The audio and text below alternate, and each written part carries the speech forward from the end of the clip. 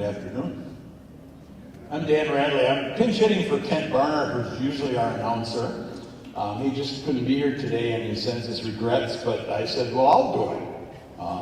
I haven't been with the band all summer because I had a hip replaced and all this stuff, so I'm not directing this time.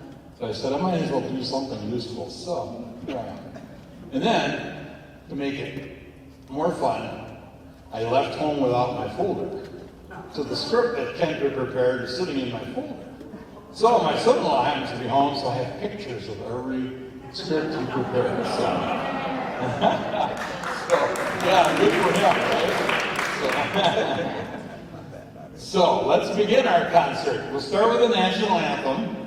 This, of course, was written as a poem by Francis Scott Key from the deck of the British prison ship while watching the assault on Fort McHenry. The words were then set to an English drinking song, and in 1932 it became our national anthem by act of Congress. If you are able and willing to stand, please rise and join us in singing the national anthem.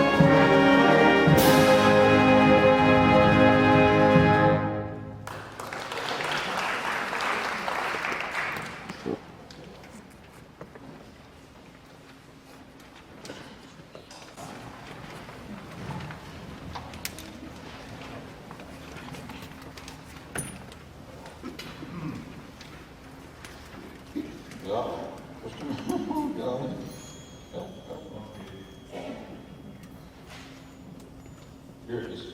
Good Lord. Technology. Our next selection is, by the way, I didn't introduce our conductor for the national anthem, and she will be doing Earth Dance as well, our Mary Scapana. Thank you, Mary. Our next selection is called Earth Dance by Michael Sweeney. Experience the natural rhythms and energy of the earth, interpreted by the instruments of the band in this Earth Dance. Day following night, the cycles of the water, the natural destruction of volcanoes and earthquakes. Feel the dance of jubilation at the end as we celebrate the rewarding finish. Michael Sweeney was born in 1952 in Hillsboro, Oregon. He has over 500 publications to his credit and worked for Hal Leonard Music for full-time since 1982, which is housed in Milwaukee. Listen to the earth move. Feel the earth move. That was covered up by something. Feel the earth move with Earth Dance by Michael Sweeney, conducted by Mary Stefani.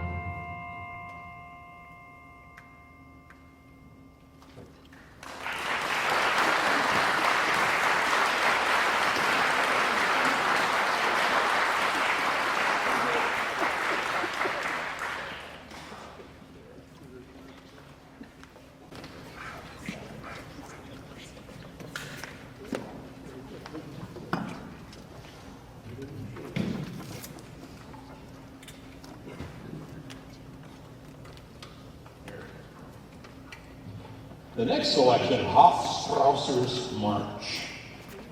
I'm going to use my German accent very much, which I don't have, so.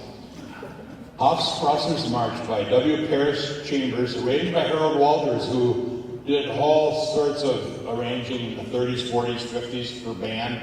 One of the people that really got the band movement started in this nation. Parrish Chambers was an American composer and conductor known for his military and ceremonial music. His works are often performed by military bands. The Hofstrasser's March from 1896 is a stately piece very much reflecting, this is 1896, so this is before any wars, right? Reflecting Chambers' knack for bold, inspiring marches. As in most of Chambers' works, the brass takes the forefront in rhythmic precision. Chambers was once the manager of the C.G. Kahn store in New York City, where he gave a demonstration of his great skill as a cornetist. He wrote over 90 marches, many of which are considered to be the most difficult in the American march repertoire. Hofstrasser's March was written as a dedication to his friend J.F. Hofstrasser. Many of his songs in this era were named after people such as Buffalo Bill's equestrian. Enjoy the brass, and here's the Hofstrasser's March by W. Parrish Chambers.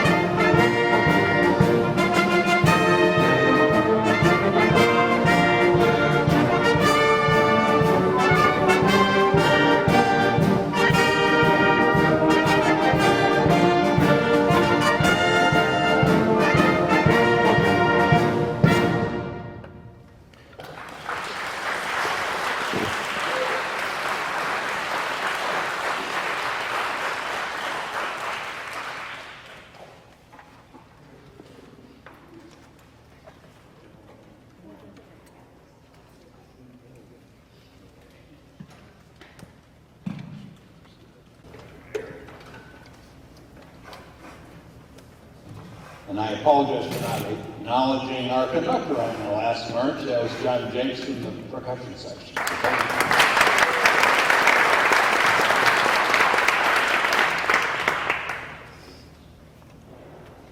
This next selection will be conducted by Tom Stepanek. It's called In a Gentle Rain by Robert W. Smith. Born in Alabama, Robert W. Smith played lead trumpet in the Sound of the South marching band while at Troy State University. He studied composition with Paul Yoder, who went on to publish over 600 works, including 3 symphonies. In 1990, he wrote the Wilson Suite, and this song, In a Gentle Rain, is the second movement of that suite. This song explores the simple beauty of spring or summer showers. We invite you to close your eyes and experience the smooth beginning of the rain, even though it's fall. The gentle rumbles of thunder and the quiet endings. Listen closely to the end and you'll hear the final drops of water falling from the roof of the house. Please enjoy In the Gentle Rain, conducted by Tom Stepanek.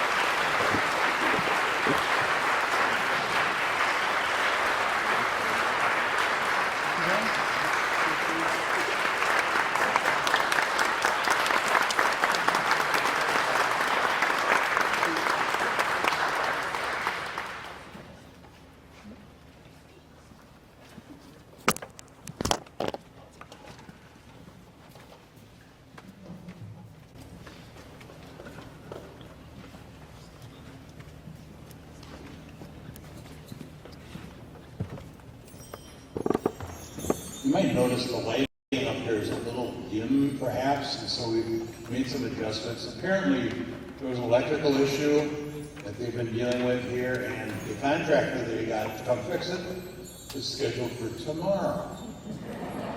So we're doing the best we can with stand lights up here, so it looks a little dim. That's the reason for this. But I would like to thank a few people for allowing us to have this concert today. The Brewers don't have a game. The Packers don't have a game either, right? So thank you to them for letting us have a concert today. The final selection of this half of the program, and we'll have a short intermission after this, is selections from Les Miserables. This is arranged by Warren Barker. Les Miserables is sung through musical based on the novel Les Miserables by a French poet and novelist named Victor Hugo. It is music from Claude Michael Schoenberg, original front lyrics from Alain Bouvel, I'm a little weak on my French here, and Jean-Marc Nattel, with an English language libretto by Herbert Kretzmer. The London production has run continuously since October 1985. Can you imagine that? The second longest running musical in the world. It's set in the early 19th century. Les Miserables is the story of Jean Valjean, a French peasant, in his quest for redemption after serving 19 years in jail for having stolen a loaf of bread for his sister's starving child. Valjean decides to break his parole and start a new life anew after a kindly bishop inspires him by a tremendous act of mercy. But he is relentlessly tracked down by a police inspector named Javert. Along the way, Valjean and a slew of characters are swept into a revolutionary period in France, where a group of young idealists, the sans-culottes, make their last stand at a street barricade. This version is arranged by Warren Barker. For your pleasure, we now present selections from Les Mis.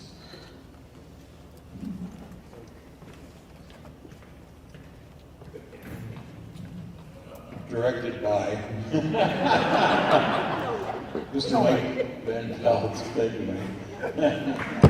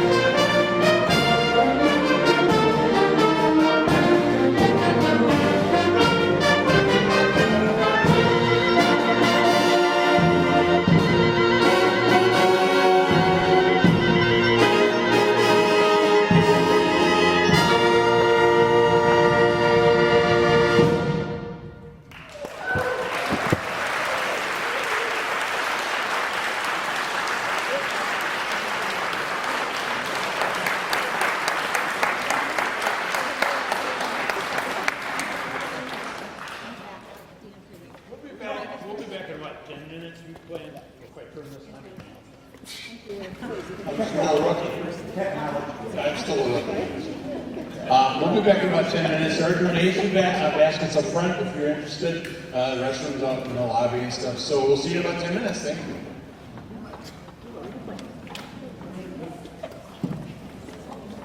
I'd like just to take a moment and from the conception of this village, music has been part of it. And if we look back at the Historical Society, in the very, very early days of our village, there was brass bands and all kinds of musical ensembles. And about 8 years ago, they percolated an idea to start the community band. And some of the people, the last community band we had was formed about 1923, ran for about 10 years. Some of the people that are in this band, their parents were in the band in 1923. The difference, though, between the band in 1923 and us today is we don't charge admission for our programs. All of our support comes from you. So if we want to keep the music going, I'm going to ask you to be very generous and give to the cause. Because the only way the price of music keeps escalating, our expenses, our instrument rental, the things that we need keep going up and up and up, and our needs. And in order for us to keep the music going for you, we need your help. So today there's some drums out in the back. Please, if you can, give as generously as possible. Help us keep the music alive. Thank you.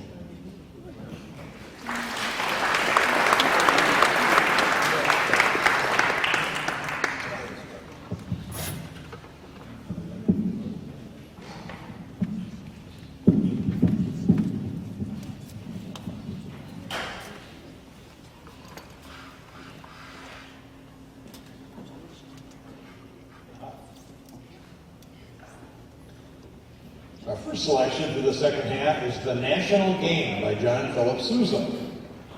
After Abner Doubleday, a major general for the Union during the Civil War, fired the first shot in defense of Fort Sumter and had a pivotal role in the Battle of Gettysburg. But this is not about Abner Doubleday. In 1925, John Philip Sousa accepted a commission from Judge Kennesaw Mountain Landis, the first baseball commissioner for the 50th anniversary of the league. Sousa was thrilled as he was a pitcher for the Sousa Band's baseball team and a lover of the game. Sousa was said to be an excellent pitcher and started most of the games on the mound. He threw competitively until his skills waned with age. If baseball has a drawback, he once wrote, it's the early time in life at which the player is forced to retire and give way to younger blood. Prepare for the crack of the bat. Here's John Philip Sousa's The National Game.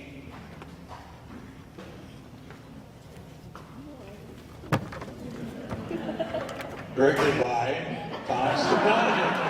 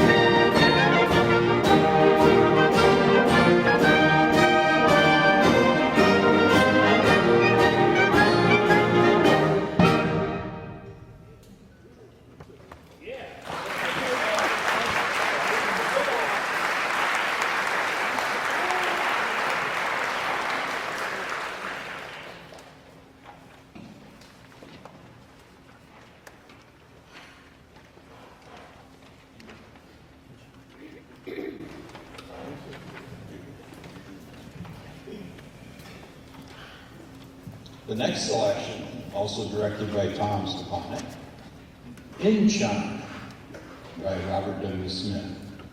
In September, I'm going to do this way. On September 15th, 1950, the 1st Marine Division under the command of Major General Oliver Smith led the first major UN strike force in North Korea occupied territory with a surprise amphibious assault at Incheon. The 1st Marine Division Reconnaissance Company made the first helicopter landing on Hill 812 to relieve the public of Korea 8th Division during the renewed fighting. In 5 days of textbook-style campaigning, the division closed in on Seoul.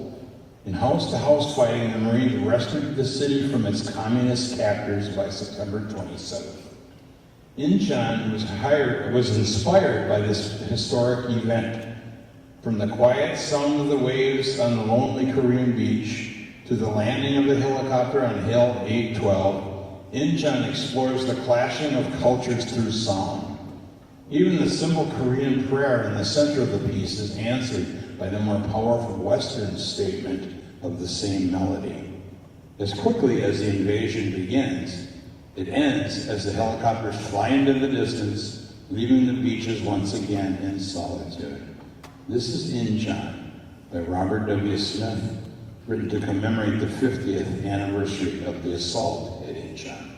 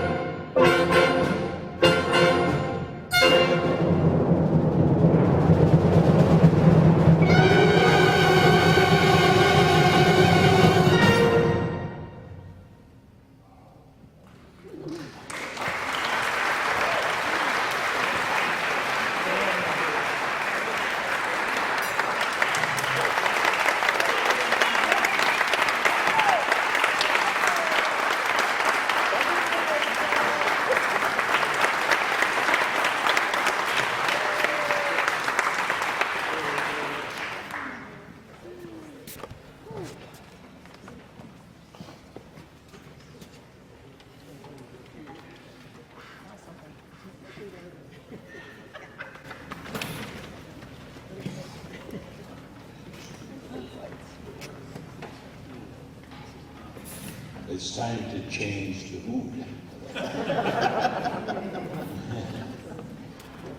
We have an arrangement here by Mike Van Pelt, who will conduct this polka time.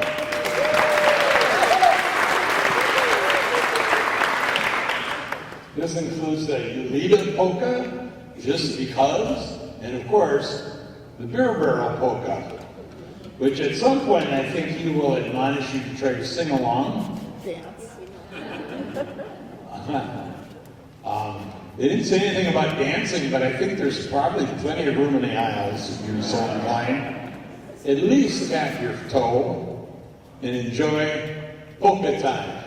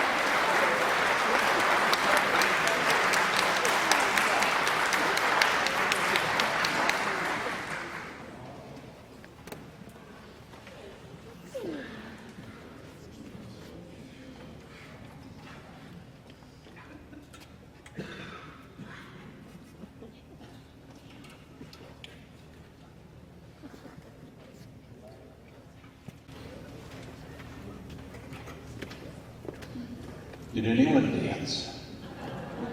I was busy back there, so. Well, you know what?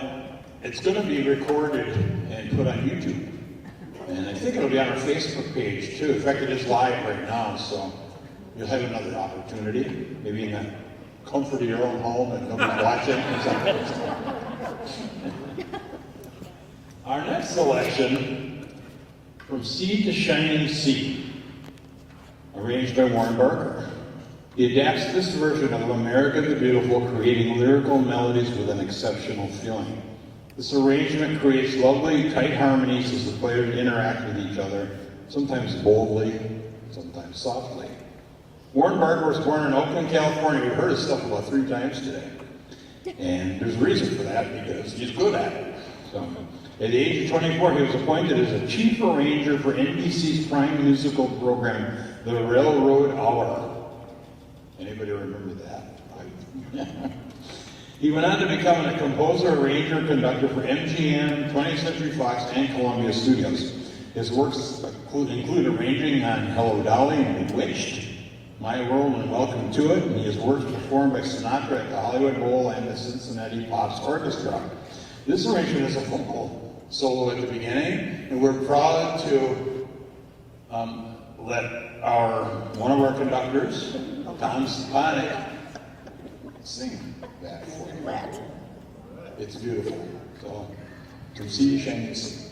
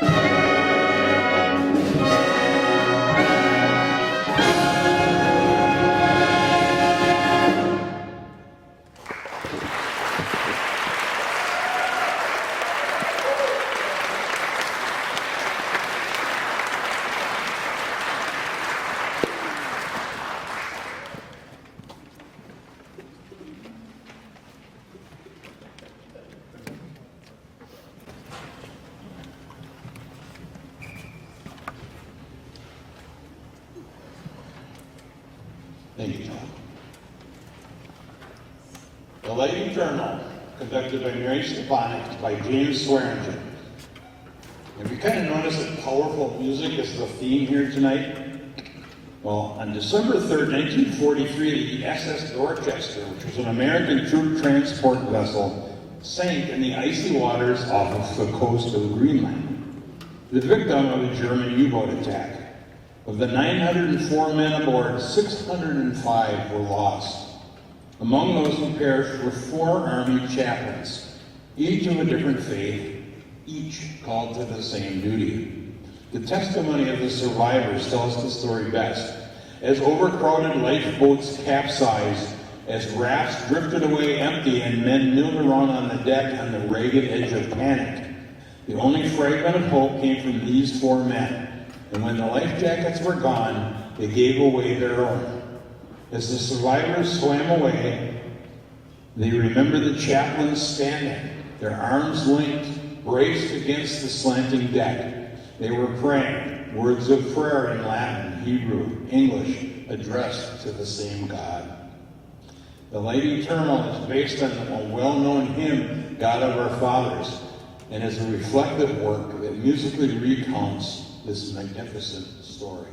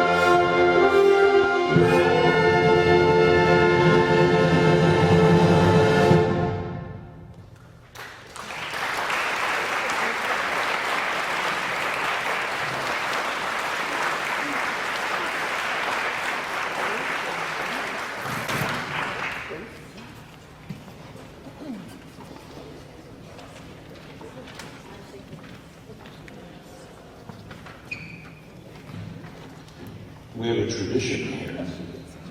Thank you for coming, by the way. It's a nice day out and all that stuff, and here we are having a wonderful musical experience here. So thank you for being here and supporting our group. I need you to hit the back button. And praise my son-in-law for getting me this script today. Well, thank you for coming, as I said, and coming out to watch this amazing band made up all volunteers. We're all people that just give our time to play because we love it. Every Thursday night. And if you play an instrument, you are certainly welcome to join us next spring. We'll get back together March, April, around there or something like that. And if you know somebody, now if you need an instrument, we can even quite possibly accommodate that as well. So don't let that be a barrier. And don't, well, I haven't played in 20 years, be a barrier, because that's the same for most of these people too when they start with this, right? Well, not all of us, but a lot of us, right? So, for some of us anyway. So don't let it be about barrier. We'd love to have you, okay? Anyway, to the finale, you can stand up if you want to, sing along the Wisconsin state song, Arm Wisconsin. Remember, this is a forward, is our state motto. Thank you for coming.